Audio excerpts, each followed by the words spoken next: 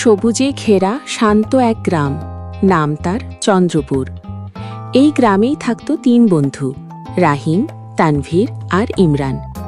তিনজনের স্বভাব আলাদা হলেও বন্ধুত্ব ছিল খুব গভীর। সকালে স্কুলে যেত তারা একসাথে, আর বিকেলে খেলাধুলা, হাসাহাসি, দুষ্টুমি সবই হতো তাদের দল বেঁধে।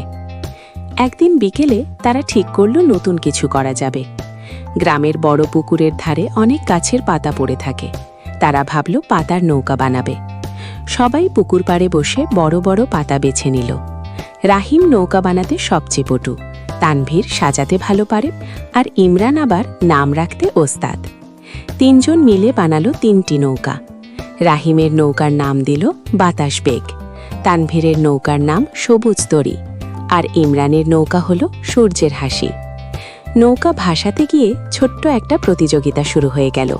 সবাই হাততালি দিয়ে দেখল কোন নৌকাটা আগে এগিয়ে যায়। বাতাস হালকা ছিল, পানিও শান্ত।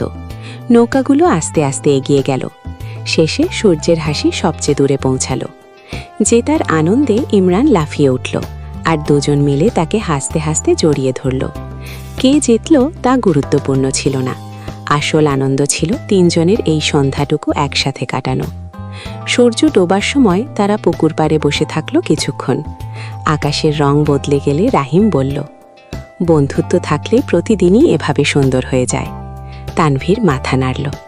হ্যাঁ, গ্রামের সন্ধ্যা আর বন্ধুদের হাসি সবচেয়ে ভালো জুটি। ইমরান হেসে বলল, চল, কাল নতুন কিছু করব। তারা হাঁটতে হাঁটতে বাড়ির পথে রওনা দিল। পেছনে পুকুরের পানিতে তখনও ভাসছিল তাদের তিনটি পাতার নৌকা।